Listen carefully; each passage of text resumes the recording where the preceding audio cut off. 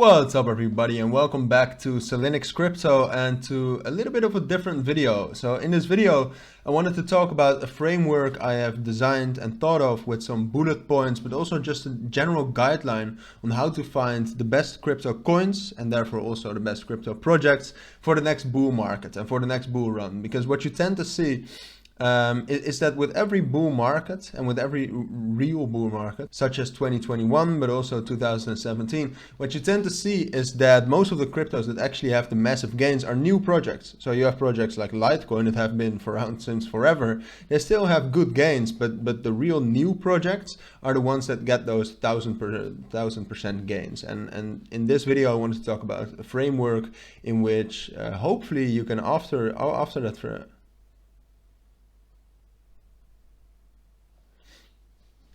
With which hopefully after the video you can find those projects and those coins for yourself.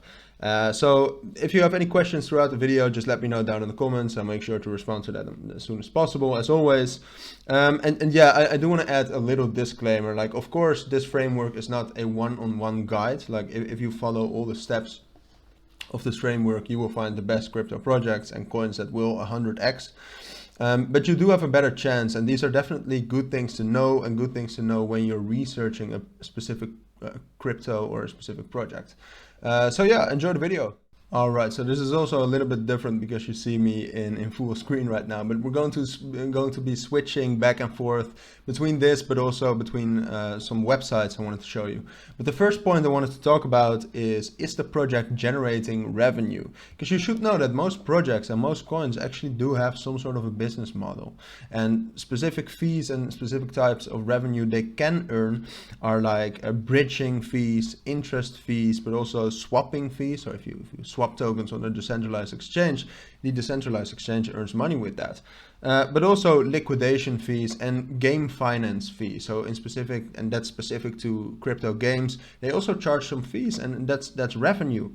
And crypto projects that actually have revenue or they generate income will stick around longer because they have cash, and just because they can pay their developers to develop the project, they can pay marketing agencies, or they can pay for marketing. Just in general, it's good to have that cash in the project just to make sure that it actually keeps getting better.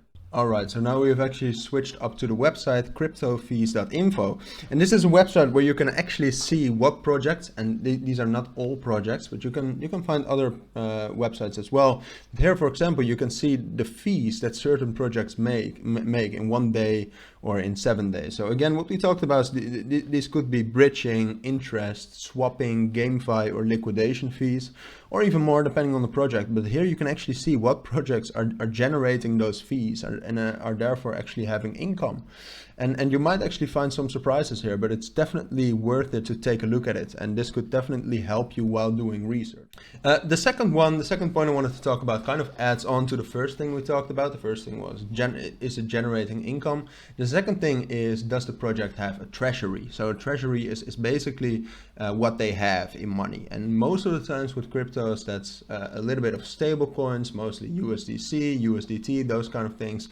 But usually it's also some types of cryptos they can have in their treasury. We're going to check a website after this where you can check that out. But again, that's a great thing if they actually have a treasury, so that they still have some cash. They can keep paying developers also in a bear market. And a good thing to look out for with that is, and we can also check that on the website, a good thing you can look out for is that it's not only in their native token, such as if Ethereum only has Ethereum in their treasury and Ethereum is going to drop down, I mean, there's not going to be a lot left in a bear market, which is the time they need the money. So that's another thing. Alright, so this is the second site, and it's actually of the same organization. It's quite a good organization, because here you can see cryptofees.info. This is openorgs.info, and here you can see treasuries of, again, not all cryptos, but of a lot of cryptos. So for example, you can see that Uniswap has more than 2 billion more than 1 billion in liquid treasury. And again, you can see what we talked about. This is only Uni, so there is a risk that if Uniswap actually goes down in price, that the treasury also goes down, and that it might become a little bit more difficult to actually save it or to keep paying all its employees and to keep improving. Apart from that, maybe we can find something else like the Bit DAO. You can see this is more diversified. You have some stable coins in there, so that's a great thing, I think, at least. And then you have ENS, for example, that has a lot of ENS, but also some Ethereum, which I think already increases the safety a little bit more. And there you can see way more projects, and you can also find other sites which provide the treasuries, but definitely something very interesting, but also very valuable to take a look at. Point number 3 I wanted to talk about is about locked up funds. So what do I mean with locked up funds? The main thing is that certain projects actually allow you to stake your cryptos for multiple years. I believe that's something Curve DAO has done, so CRV is their crypto. And what you can do there is you can actually lock up your CRV tokens for, I believe, like 5 years to stake it and to earn APY on that. And what you tend to see, and this is like a minor point, right? Because a lot of cryptos also don't offer this. But if you have projects that actually have a large volume or a large amount of their tokens locked up for a longer period of time, what that does is it decreases the selling pressure, because those people that have it locked up, they can't sell their tokens. So you still have those buyers, but the selling pressure is actually decreased, which is good to actually keep the price up higher. And apart from that, it also shows the trust and what people believe the project will be in the future. All right, the next thing I want to talk about is maybe one of the most difficult parts, but also one of the most important parts, and that is the real use case and the utility of the project. You have to think again in that bear market. You have to look at the project, see what it's doing, and think about yourself. Does this really add utility? Does this really have a use case? Can I already use this? Can I use the token? How is the token or the crypto used within the project or within the platform? And then something you can also think about is there competition with other cryptos that kind of do the same, and whether you think that's going to be, or your project is going to be better at that.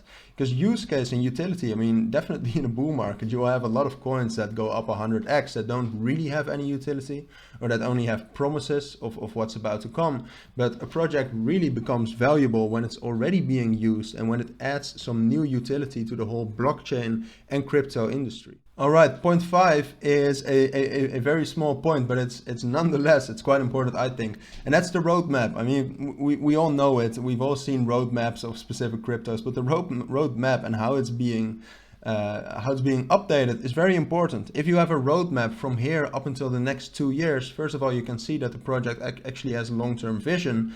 And apart from that, I mean, if it doesn't have that, it's very up to the team itself what to do in those years.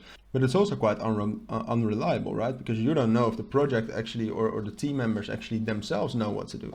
So if you have a roadmap where you can actually see what they're about to do, and it's really possible, and it's tangible, you can really measure it. And apart from that, if it's also being updated, that's a great thing too, because then you can see some more activity from the team, and that they're actually working on their roadmap, that they're looking at their roadmap and working on it and progressing in that roadmap. Because I can tell you how many projects I have analyzed and researched, and I saw that the roadmap was still at Q1 of 2021. I mean, that's just a bad sign. So the roadmap, while it's a minor part and it's something all cryptos have, it's a very important part to analyze as well. The next thing I wanted to talk about is the team and the funding. Basically 2 things. We'll start with the team. And with the team, I mean, like, it's like most cryptos and most projects on their website, for example, you can actually see the team. You can see the team members, you will have faces there. But some cryptos only have the faces there and names too. I mean, you can get those photos from everywhere. You can think of the names yourself. But something that would be great is if you can actually check out the people themselves, like on LinkedIn, so you can check out their previous education, but also their experience. That's just that they're documented, that you can find them, that you can know who they are, and that you can prove the reliability of the data you're getting. And apart from that, with the funding, I mean, is that, and we'll also check that out on the website after this, is that there are certain venture capital, so basically businesses that invest money into crypto startups or crypto projects.